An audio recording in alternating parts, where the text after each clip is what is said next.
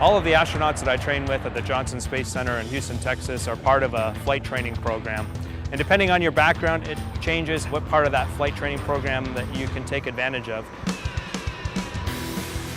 When I joined the astronaut corps, my only experience in flight was to fly hang gliders and paragliders and soaring planes. So I had no pilot license at all. There were two things going on during astronaut training. First, we were going through T-38 flight training. These are training jets. At the same time, I was going through commercial pilot training, and so these two endeavors in parallel just gave me, I think, the good skills to be comfortable as a pilot.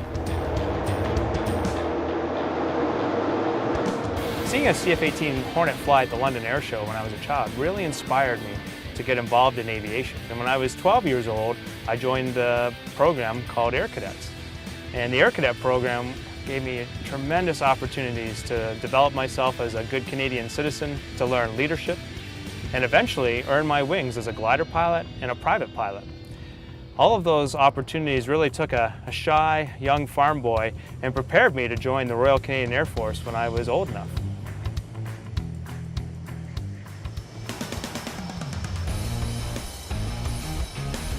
How do you prepare an astronaut for the unknowns of space? Well, the answer is you challenge them. You try to put them in as many unique and challenging circumstances as you can find.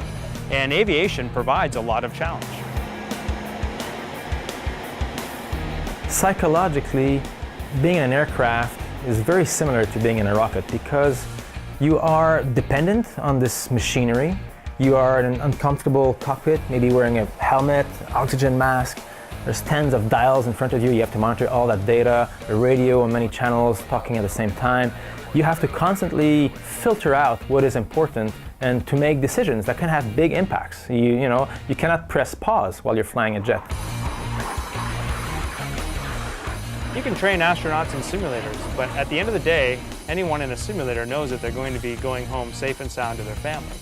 It's only when you can put someone in a situation where their decisions will actually affect whether they live or die that they begin to truly develop those operational skills that will allow them to make better decisions in places like low Earth orbit and beyond as we prepare to go to places like the Moon, asteroids, and eventually Mars.